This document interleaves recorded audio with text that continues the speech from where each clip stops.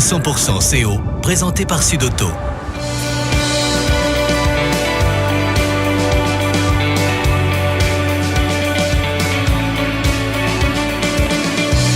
Nouveau SUV Citroën C5 Aircross, le SUV en classe confort. Citroën. Le nouveau SUV Citroën C5 Aircross, disponible chez Sud-Auto, à Castres, Mazamet et Revel. 100% CO, tous les jeudis de 20h à 20h30.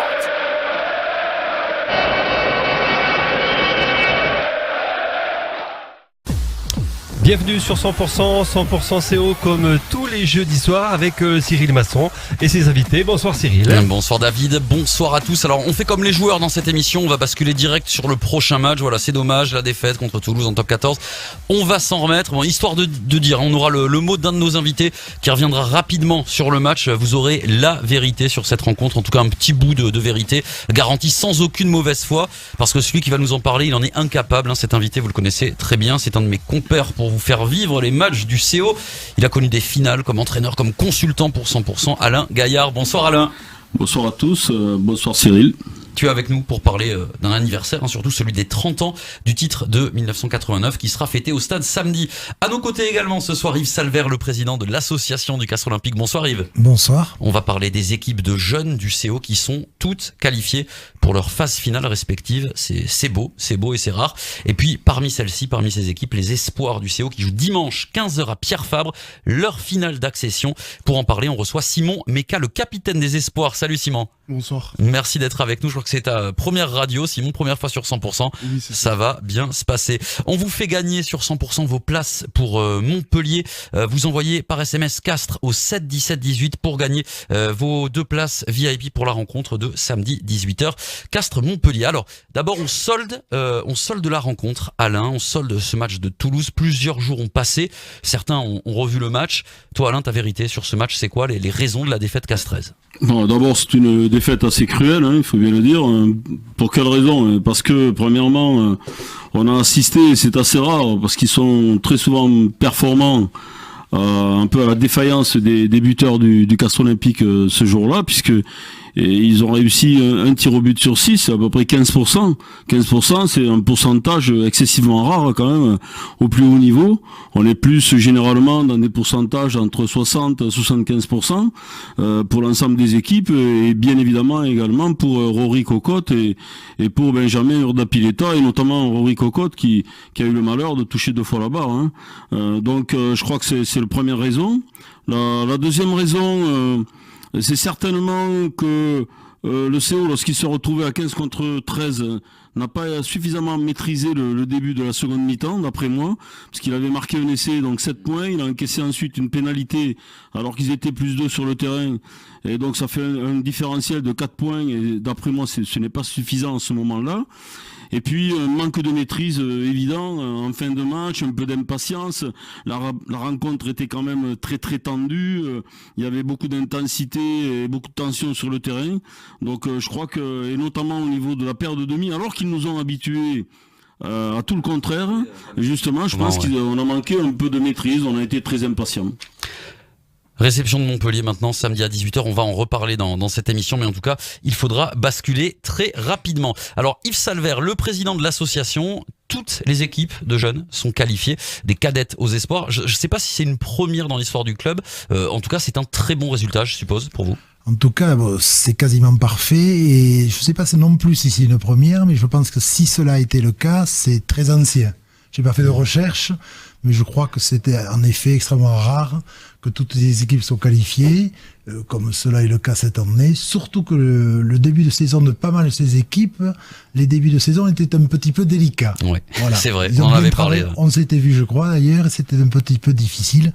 On vient dans des conditions qui sont plus agréables, j'allais dire, aujourd'hui. Qu'est-ce que ça dit sur la santé de l'association des jeunes du CO? Je crois que ça dit que les entraîneurs sont de qualité, puisque les débuts de saison, comme je viens de le dire, ont été difficiles, et que les joueurs, je crois que c'est quelque chose d'essentiel, je parle un peu sous le contrôle d'Alain Gaillard, ont progressé. Chaque équipe a progressé, notamment pour les espoirs. J'étais un petit peu inquiet de leur début de saison. Quand j'en ai parlé à leurs entraîneurs, ils m'ont dit non, mais on travaille, on va y arriver, on va s'en sortir. J'étais un petit peu sceptique, Ils avaient raison. Et le résultat, le fait que dimanche ils jouent le match de la montée, en quelque sorte, démontre bien qu'ils ont fait du bon boulot et que cette progression a eu lieu, alors que pas mal de gens pouvaient, encore une fois, être inquiets et se poser quelques questions. On va parler des espoirs avec Simon Meka, bien sûr. Un mot peut-être aussi sur les cadettes, parce qu'elles sont en quart de finale, elles jouent dimanche. Ce sera du côté de Montesquieu-Volvestre, je crois. Les cadettes, elles ont fait une saison impressionnante, invaincues toute la saison, exact, avec oui. des résultats, surtout en début de saison, assez impressionnants. Elles mettaient 30-40 points à tout le monde. Ça, j'imagine que pour la filière féminine du Castres Olympique, c'est très intéressant pour la suite. C'est très intéressant. C'est exactement le qualificatif que je l'ai employé. Elles ont gagné dimanche contre Narbonne, 2 essais transformés. Il faut noter qu'il y a des transformations, parce que c'est assez rare à ce niveau-là que l'on transforme les essais. Là aussi, elles ont des buteuses de qualité. Elles ont gagné 14-5 et le match était extrêmement plaisant. Et ce sont des filles là aussi bien entraînées qui ont, je suis pas un super spécialiste, mais j'étais impressionné par la technique de ces jeunes filles, puisque ce sont des jeunes filles qui ont moins de 18 ans. Voilà. C'était un match très agréable, très plaisant, avec un résultat tout à fait mérité. Alors les KDA, eux, ils joueront contre Montpellier, les KDB contre Bayonne, les Crabos, ils joueront contre Grenoble, les Espoirs, ils joueront contre Montauban. On va en parler dans quelques instants avec toi, Simon. Je vous rappelle Simon qui est le capitaine des Espoirs. D'abord, je voudrais qu'on parle d'un bel anniversaire. C'est les 30 ans du titre de 1989, le titre du groupe B. Alain Gaillard, tu étais l'entraîneur de l'équipe victorieuse en 89. C'était ta première année d'entraîneur en chef, hein, si je dis pas de bêtises. Oui. J'ai bien bossé quand même. L'année de l'arrivée des labos au club en plus. Est-ce que tu peux nous planter le contexte à ce moment-là pour le Castres Olympique, cette saison 88-89? Oui, alors là, moi je vais faire de même, je vais renvoyer la balle, je vais parler sous le couvert d'Yves Salaire, qui était vice-président à cette époque-là. C'était donc il y a 30 ans, début de saison un peu difficile, le Castres Olympique avec quelques problèmes financiers, et je pense que si avec mon ami René Bell on était là en tant qu'entraîneur, c'était peut-être pour ces raisons-là, c'est que le CO avait du mal peut-être à aller chercher des entraîneurs de renom à cette époque-là. Donc on a eu un début de saison assez difficile, on a fait des poules, c'était les fameuses poules de Fouroux, on ne s'est pas qualifié. Les poules de brassage, il y avait Perpignan, il y avait Aurillac, on avait fini 3e devant La Rochelle et notre club. On a fait un très très bon début de groupe B, puisqu'il y avait groupe A, groupe B, on s'est qualifié pour le groupe B. Il faut dire qu'il y avait 32 équipes dans le groupe A, et donc on était au-delà, bien évidemment. L'année avant, on avait perdu en 32e de finale du championnat de France. On avait fini 64e club français, donc on était en grande difficulté. J'étais adjoint de Jacques Cabrol l'année précédente. Et donc on a bien démarré ce groupe B en 88-89. Nous avons été invaincus pendant 7 matchs, 7 matchs invaincus. Et il y avait des rumeurs déjà qui se propageaient. On savait que Georges Beauville, le président de l'époque, le regretté Georges Beauville, essayait évidemment de convaincre Monsieur Pierre Fabre de revenir dans le club en tant que partenaire principal. Et bon, il y avait des rumeurs que peut-être ça allait se faire, mais nous n'en savons rien. Et il se trouve qu'il y avait à l'époque le trophée Elf Aquitaine du meilleur club du mois. Et il nous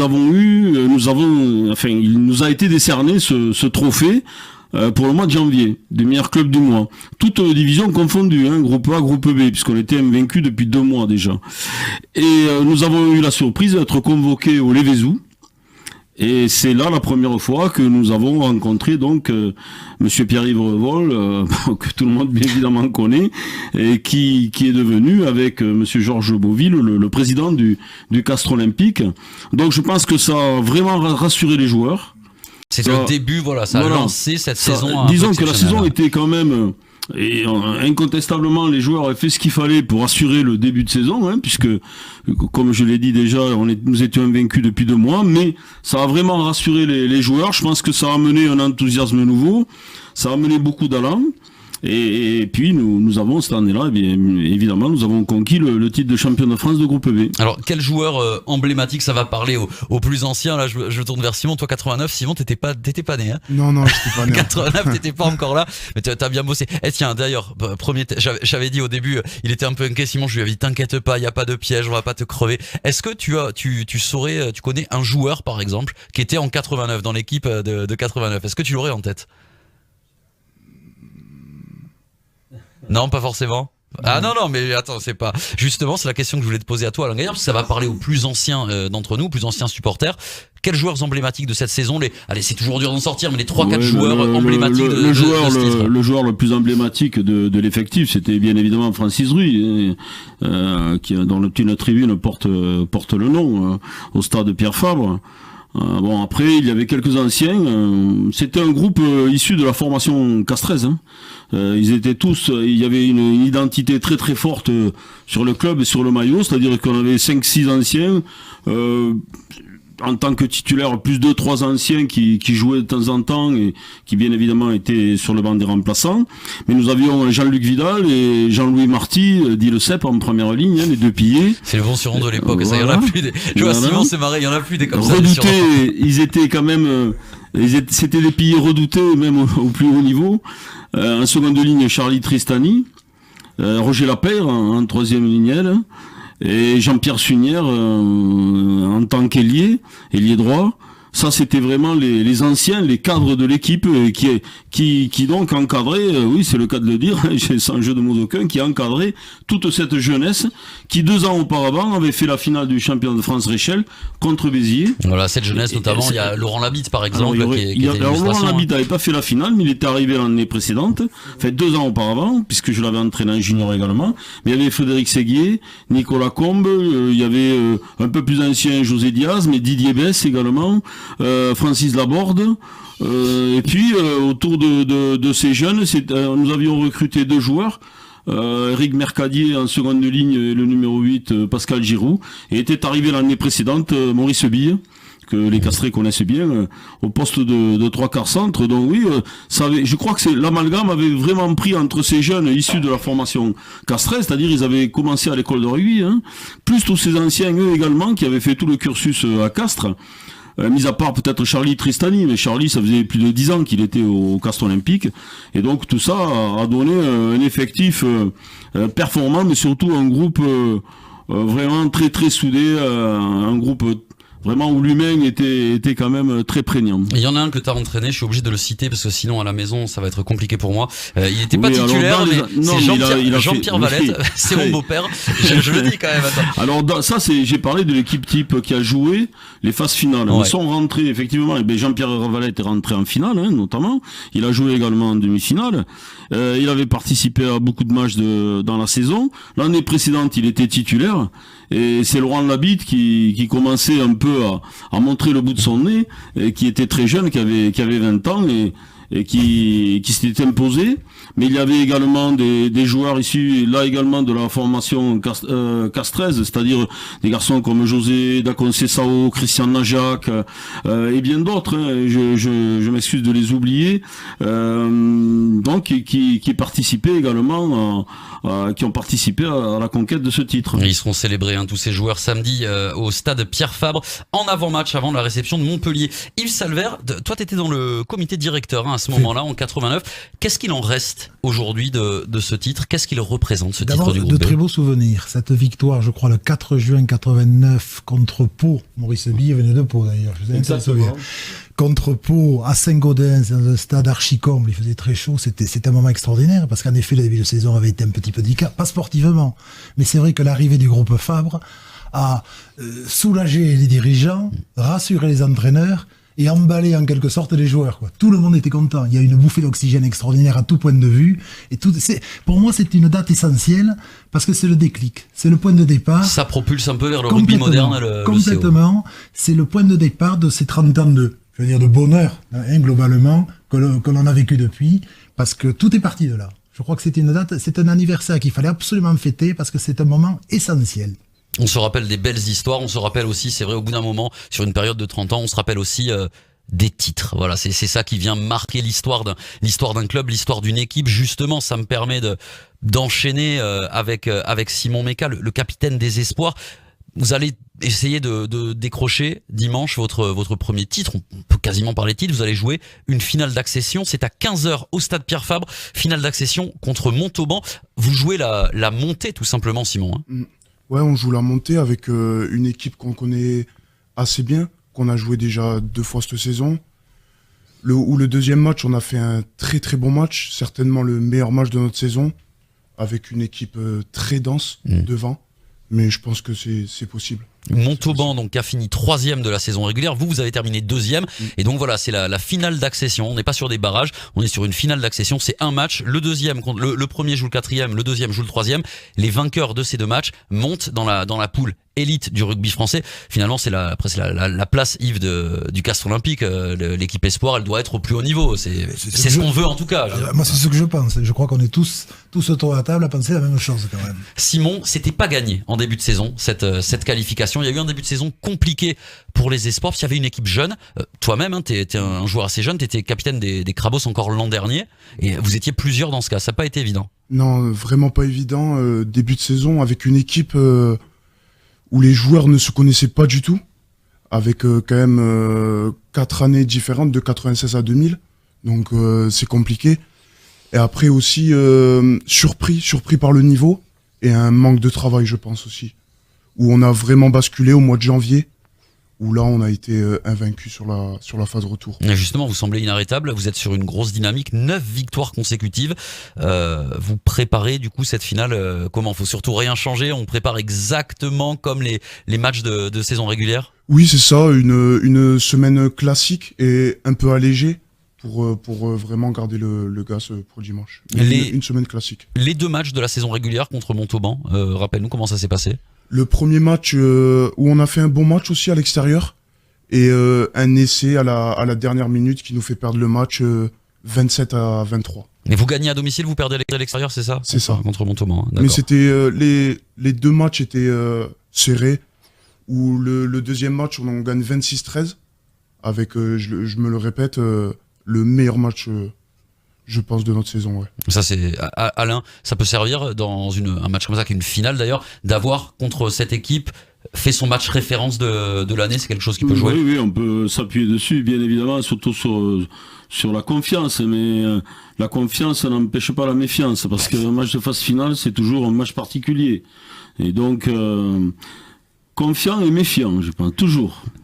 Yves Salver, c'était un objectif de pouvoir jouer la montée au début de saison. Et bien entendu. Voilà, c'était l'objectif. Oui. Maintenant, il faut monter. Voilà. Oui, voilà. C'était délicat parce qu'en effet, bon, on a tous su qu'il y avait la finale à Crabos contre Grenoble. Je ne reviendrai pas là-dessus. On en a longuement parlé. Et c'est vrai qu'il y avait beaucoup de ces Crabos qui étaient des garçons d'un état d'esprit remarquable et de bons joueurs qui étaient première année, comme vient de le dire parfaitement Simon Meka. C'était leur première année espoir. Et en effet, il va y avoir un changement dans cette compétition Crabos. Mais cette année-ci, c'était de 2000 à 96, donc des différences d'âge extrêmement importantes. Et Simon l'a parfaitement dit. On était surpris au départ, aux premiers entraînements. Déjà, et au premier match, ils ont vu que c'était autre chose. Ils ont vu que c'était autre chose. Et leurs partenaires, il y avait 4 ans de plus. Il y avait des adversaires qui avaient 4 ans de plus. Physiquement, il y avait un monde entre les deux. Et ils ont réussi en travaillant parfaitement bien, toujours pareil, parfaitement encadré, à remonter la pente qui, au début, était particulièrement savonneuse, en quelque sorte. On avait fait une émission justement au creux de la vague, je me souviens, avec Cédric, coach Cédric Jalabert qui était venu. Mais au fur et à mesure de la saison, on a fait des émissions avec des espoirs, où on recevait des joueurs, où les coachs espoirs, c'était de plus en plus joyeux. Jusqu'à là, on avait dit d'ailleurs qu'on espérait les retrouver pour la finale d'accession. Simon, si je dis pas de bêtises, tu t'es entraîné avec les pros récemment, là, cette semaine, non? Oui, au mois de décembre, j'avais fait 1 mois consécutif, et là, je suis remonté. Ça fait 3 semaines maintenant. 3 semaines. Ouais. Et notamment mardi, t'étais à l'entraînement de mardi au stade Pierre Fabre. Mardi, ouais, on s'est entraîné à Pierre Fabre, donc tant mieux. Là, voilà, là vous allez jouer dimanche la finale. Ça met dans des bonnes conditions aussi d'avoir fait une grosse séance avec les pros avant de jouer un match aussi important. Ouais, c'est clair. On a pris les repères avec les 4 espoirs qu'on était, donc ouais, tant mieux. Et c'était un gros entraînement, ouais. effectivement. J'ai deux petites questions pour toi. J'ai une petite question, la petite question du coach pour toi juste après. D'abord, Alain, je voulais te demander, toi, tu suis le rugby professionnel évidemment de très très près, avec tes fonctions au niveau du syndicat Tech 15 notamment. Mais quel regard tu portes sur ce championnat espoir, sur sa formule? Est-ce qu'elle est bonne? Est-ce qu'elle est intéressante? Est-ce qu'elle prépare au mieux les jeunes joueurs, ou est-ce qu'il faudrait réfléchir? Tu parlais Yves des différences d'âge très importantes. Comment tu vois ça, toi, là? Oui, c'est le grand problème du rugby français, cette catégorie. Elle a succédé à la National B d'autrefois. Et on a créé cette catégorie à la fin des années 90, début des années 2000. Je me souviens avoir fait des réunions avec Pierre Villepreux, qui était DTN à l'époque, directeur technique national. Et on perdait généralement tous les piliers, les secondes lignes qui avaient fait les différentes équipes de France de jeunes. Parce qu'ils n'arrivaient pas, en termes de maturation, sur des postes aussi difficiles, ils n'arrivaient pas à franchir. Et on les retrouvait 24-25 ans, souvent en groupe B, en 3e division. C'était vraiment très délicat. Bon, on a donc créé cette catégorie des espoirs et on s'est aperçu que la formation n'était pas forcément mauvaise, mais qu'on avait du mal là aussi sur certains postes à voir ces joueurs franchir malgré ces 4 années. Et puis on sait ce qui s'est produit. Il y a eu des événements récents, dramatiques, qui ont fait que la fédération a planché sur ce niveau, a essayé de faire en sorte qu'il y ait davantage de sécurité pour ces joueurs, parce que comme l'a dit Simon tout à l'heure, quand tu arrives d'une catégorie Crabos et que tu enclenches en espoir et que tu joues contre des joueurs qui ont 4 ans de plus que toi, c'est quand même très très difficile, notamment en termes de physique et d'engagement physique. Notamment devant, ça a dû piquer au début, Simon. Ouais, exactement. Donc là, la fédération vient d'effectuer la réforme. Bon, je peux pas dire que je sois tout à fait en phase avec cette réforme, mais il fallait faire quelque chose, ils l'ont fait. Et c'est tout à leur honneur, parce que c'était courageux de le faire. Et donc, ils l'ont réduit à 3 ans, de 18 à 21 ans. Bon, nous, on était pour 19-22 ans, parce que on pense que c'est pas l'âge qui est important. Nous pensons que oui, l'âge est important, mais c'est surtout l'expérientiel et la maturation de l'individu, la maturité physique de l'individu qui est important. Et il fallait le prendre en compte. C'est-à-dire qu'à 21 ans, quand même, bon, il va y avoir 2-3 ans avec ça va être progressif. On va encore accepter certains joueurs à certains âges, un petit nombre de joueurs, un an de plus, par exemple, l'an prochain, et dans 2 ans encore. Mais je crois que quand on sera de 18 à 21 ans, ça passera pro ou pas. Et donc, on risque, là aussi, il faut voir, il faudra. Il y a une clause de revoyure dans le contrat qui a été passé, enfin dans le texte qui a été passé, et il faudra faire le bilan d'ici 2 ou 3 ans de cette nouvelle formule du championnat espoir. Il n'y a pas de solution miracle, on s'en doute. Les espoirs qui jouent dimanche 15h à Pierre Fabre, leur finale d'accession contre Montauban. Venez nombreux, bien sûr. Il y aura plein d'animations, ce sera un chouette moment. Simon, c'est, j'imagine, incroyable de se dire on va jouer notre finale, le match de la saison à Pierre Fabre. Ouais, tout le monde est content dans l'équipe, mais faut faire attention, faut pas perdre ses repères, parce qu'on a l'habitude de jouer au rail. Ouais. Et dès que le match sera lancé, va falloir jouer comme dans un stade habituel. Pas que ça mais lance trop d'adrénaline, voilà. Oui, très content. Yves, c'était important de les faire jouer, de leur permettre aux espoirs de jouer ce match important, mais dans l'écrin du Castres Olympique aussi. En fait, le mérite qu'ils ont eu, c'était une récompense. Et bien entendu, quand il y a une récompense, ça serait parfait s'il y avait la victoire à la fin. C'est eux qui nous remercieraient de leur avoir amené sur le gâteau. Voilà, c'est ça. Ça sera extraordinaire si jamais ça se termine par une victoire. Sinon, comme vous l'avez parfaitement dit, tout est organisé pour qu'ils soient dans la meilleure condition, qu'ils aient en toute hypothèse de bons souvenirs, mais il vaut mieux avoir de très beaux souvenirs que de bons souvenirs. Exactement. Simon, rapidement, la question du coach pour toi. À chaque fois qu'on reçoit un joueur espoir, on passe un petit coup de fil à Cédric Jalabert, l'entraîneur des espoirs, et on lui demande est-ce que tu as quelque chose à lui dire, une question qu'il faut qu'on lui pose. Alors, moi, je sais pas pourquoi, je te pose la question qu'il m'a demandé de te poser. Quand est-ce que tu nous refais des crêpes, Simon? Voilà. Et maintenant, tu nous explique-nous, c'est quoi cette histoire? On a établi une règle de vie, que dès qu'on arrive en retard à l'entraînement ou en retard à la muscu ou quoi que ce soit, on doit faire des crêpes pour toute l'équipe, ou un oubli à l'entraînement, on doit faire des crêpes. Et toi, Mais ça- en tant que capitaine, t'en fais pas beaucoup. Bah, j'en ai fait une fois quand même. Une fois. Bon, ça va. Ouais, Une ça fois va. pour le capitaine, Alain, c'est acceptable. Oui, c'est acceptable sur une saison. Bon, sur une saison, ça va. Voilà, Simon. Mais Yves. Une petite chose, Oui. puisque Simon est à ma gauche à côté de moi, c'est un garçon qui est arrivé à Castres, il était à Alban, qui est un peu le club de son cœur. Ouais, Hein. ouais. Il est arrivé à 15 ans. Il est arrivé en deuxième année cadet, début deuxième année cadet. Ça fait sa 4e année à Castres, c'est un joueur exemplaire et c'est très agréable, c'est de voir une réussite comme la sienne, qui est capitaine, qui est apprécié, qui est vaillant, qui se régale. Qui s'entraîne avec les pros. Qui s'entraîne avec les pros, c'est vraiment une réussite, j'allais dire, départementale, exemplaire. Eh ben, très bien, ça méritait d'être souligné. Simon Méca, capitaine des Espoirs. On arrive à la fin de cette émission. Un mot sur Castres-Montpellier. C'est samedi à 18h. L'ouverture du stade, c'est à 16h30 avec l'arrivée des joueurs. De nombreuses animations, comme d'habitude, des jeux pour les enfants, des concerts, etc. Le chapiteau supporter qui est ouvert en après-match pour la 3e mi-temps. Pour ce match, la billetterie est ouverte au stade ce vendredi de 9h à midi, de 14h à 17h30 et puis samedi matin de 10h à 12h. Il vous reste quelques petites minutes. Allez, Royal, jusqu'à 20h30, vous envoyez Castres au 7 17 18 par SMS, Castres au 7 17 18 pour remporter 2 places pour la rencontre de samedi 18h, Castres-Montpellier. Si vous n'êtes pas au stade, vous serez devant votre radio pour écouter évidemment ce match sur 100%. Merci Alain Gaillard, merci Yves Salver, merci Simon Méca d'avoir été Merci avec à nous vous. dans Merci. 100% CO. On vous souhaite le meilleur là, pour toutes les prochaines échéances et puis nous, on se retrouve la semaine prochaine. Merci Cyril. 100% CO, c'est terminé pour aujourd'hui. Dans un instant, retour des tubes sur 100%. 100% CO, tous les jeudis de 20h à 20h30.